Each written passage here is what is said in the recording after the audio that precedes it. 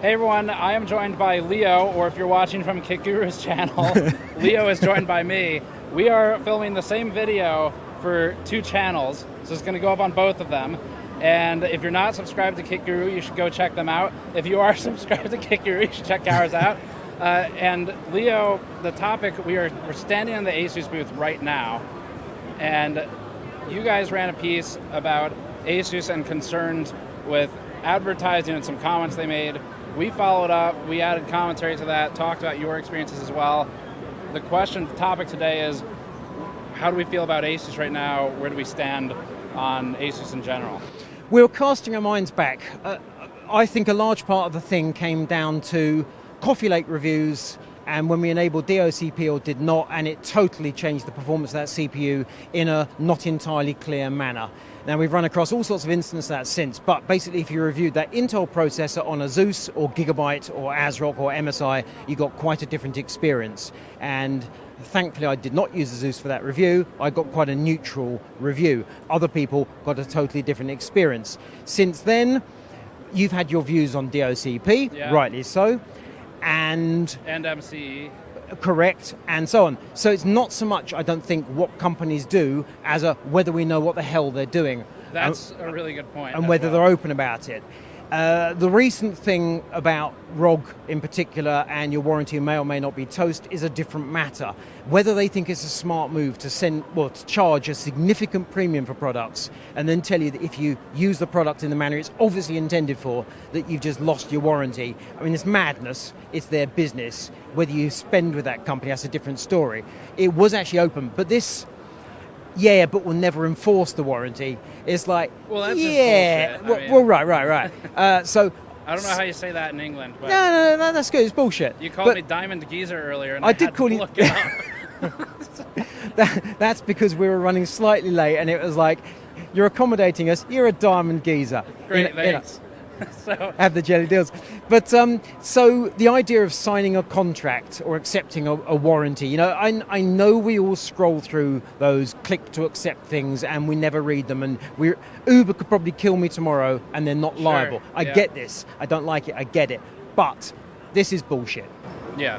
And so on the advertising front, the thing that concerned me the most was the commentary about purchasing positivity. And this is also something that, it wasn't just what you guys posted about. I think, was that Alan who posted that? Or? Yes. Yeah. It wasn't just that, but it was sort of some of our experiences with getting an NDA forced in front of us last minute, which NDAs, it's okay, but when you're coerced by being across the world, it's kind of a different story. I've also kind of picked up a few stories this week about, speaking of coercion, one of the things that it is...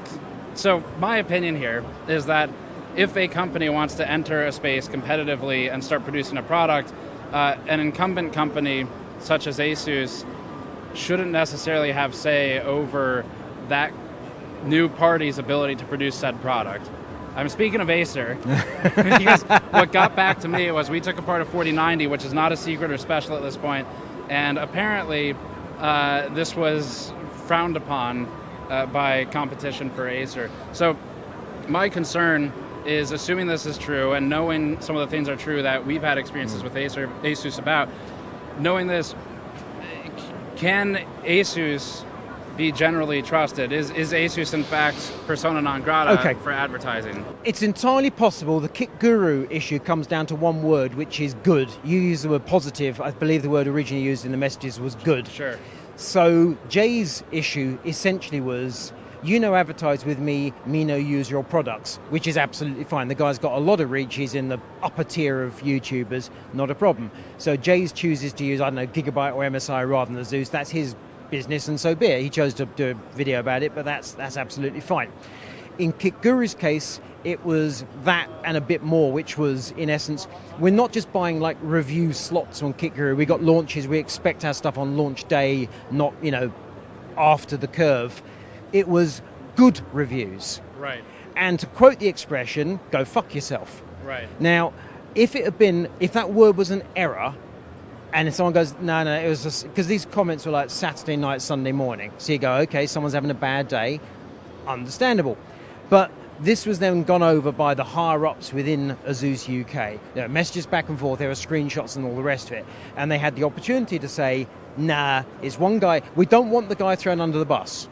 If the guy's doing what he's told to do not throw the guy under the bus. And that is something we said in our video too, which is that I personally don't think that when we've seen as much as we have, that this is a single individual's bad apple type of thing. My concern is more of that it becomes a company culture, for top down, this is how you behave, this is how you treat media, which is what we kind of talked about. Exactly correct. So my view on it is that having had the opportunity over days for them to assess messages and such like, and to say the guy got it wrong and he's now in the warehouse or wherever it might be, or in a box somewhere, didn't happen. And his boss is in place and all the rest of it. And obviously we know with your reach, we never knew in the UK whether our message had gone beyond the UK. Okay? Obviously in your case it's crystal clear it's gone back to HQ here. Has to have done, no way. And if they haven't gone to the local offices to ask for, show us the records, then they will have done. So everyone now knows everything, and they've taken whatever action they deemed appropriate, and that action would appear to be nothing. Yeah. So, okay. Now, it is entirely possible that they're looking, and I kind of think this might be the case, as this YouTube stuff, written reviews, obviously print dead, it's TikTok. The world is TikTok, the world is vertical video, who the hell are you, who the hell are we? And so yes, you're bitching and carping, but you'll be gone in a bit and moving on. I might have got that part entirely incorrect, but that's my vibe. I mean, that's some companies, I think. I was speaking to someone from a totally different company about just marketing and targeting influencer marketing versus, say, traditional technical reviews. So I don't think you're entirely wrong. Right. I don't know if Asus sees it that way, but I know some companies in the space do. Right. So you may be onto something with that. But in terms of company culture, and we talk about this idea of it's not necessarily just the individual, and I think it's very good of you to say don't throw the one guy under the bus, because he's a good guy. And it does, I mean, like I said, we've seen different patterns in the US, you've seen them in the UK, it starts to look wider than that.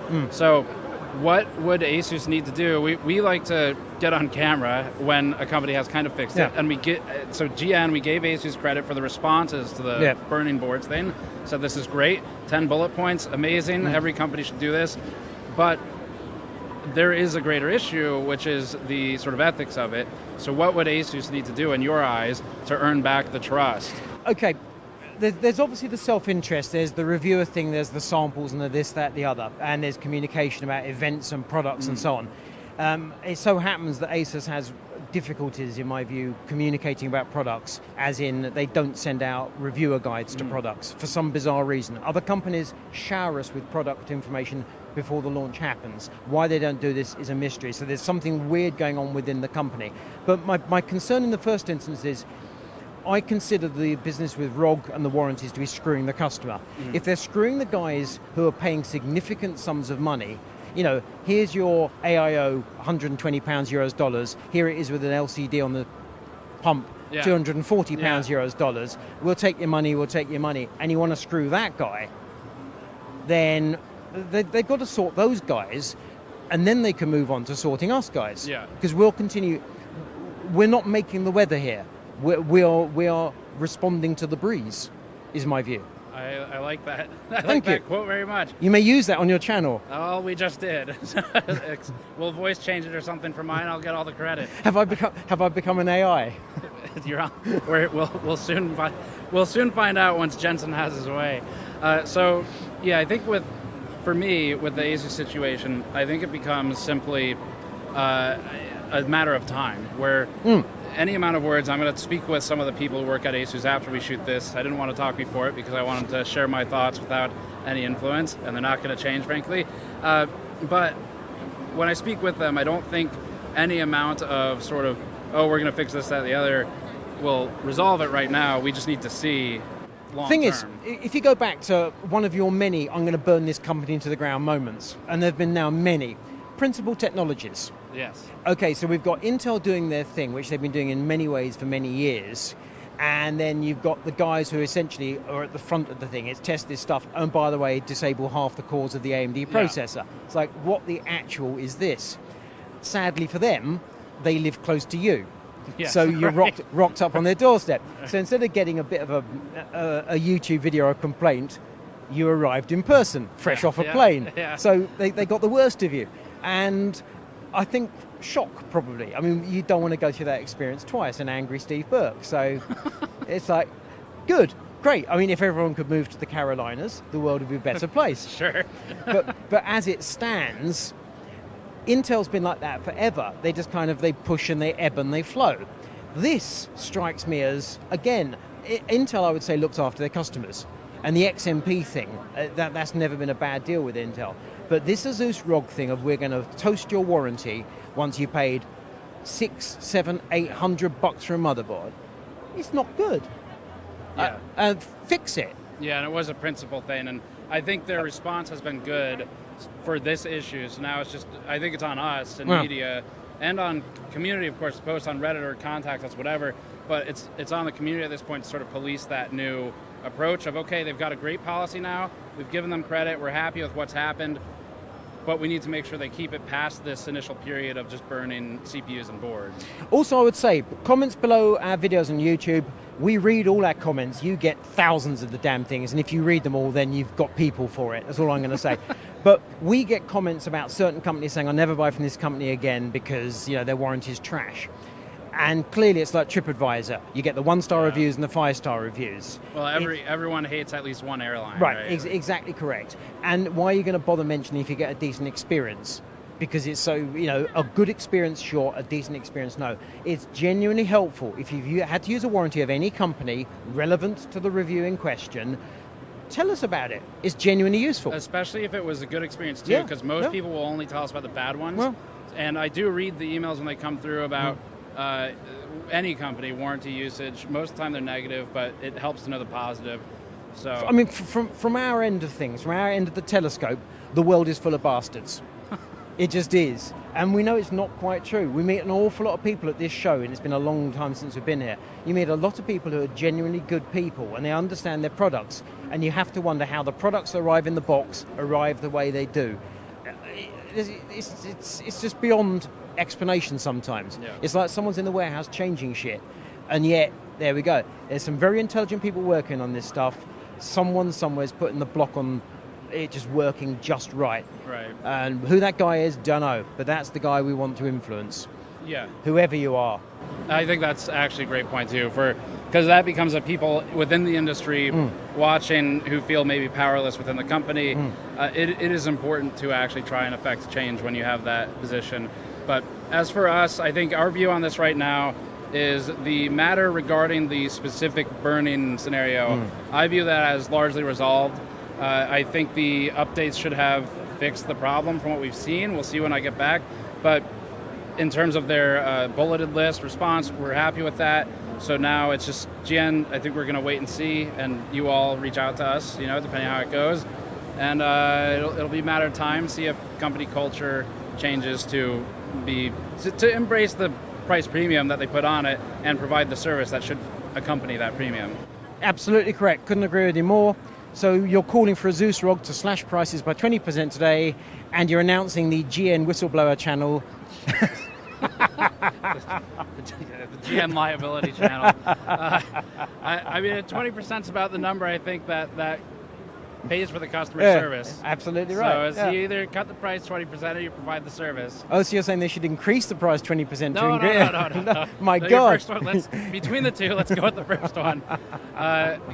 Well, Leo, thank you for joining. It's been a pleasure, Steve. It's been 4 years. Yeah. It's been 4 years. Long time. Last time Vegas. And damn, it's been good to be back at Computex. Yeah, I love it. And for anyone who hasn't watched Kit Guru, go check Leo out. But you have a lot of people over there. I don't know how many you have, but there's a few. But it's kitguru.net on the web, and it's Kit Guru Tech on YouTube. Yes. So check out the channel, subscribe to them. Leo, I have great respect for the work you do. I appreciate that. And we will see you all next time. And we will tremble before you with your mighty power. God.